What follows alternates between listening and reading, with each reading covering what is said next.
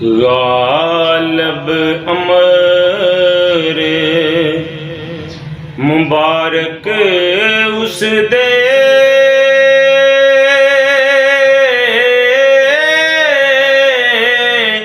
نہ ہویا نو کیتا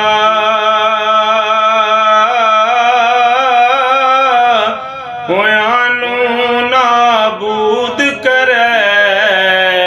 سی آپ ہمیشہ جیتا خاک ہویا نو دوجی واری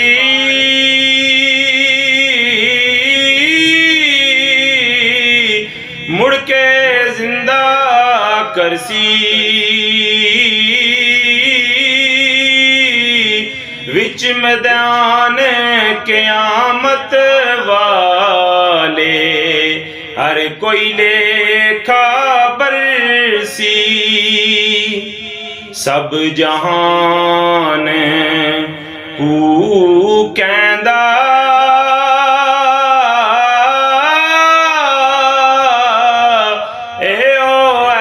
تحقیق الہی لیکن کن مبارک اس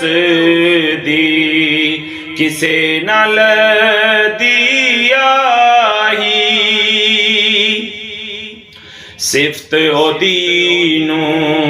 فہم نہ پوتا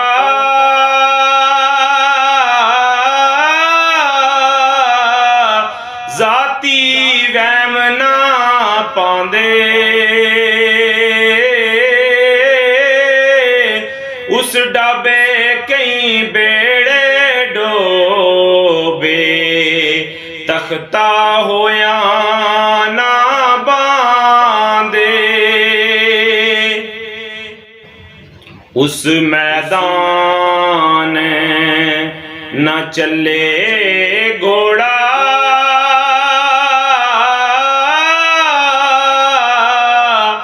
شین حیرت دا گجے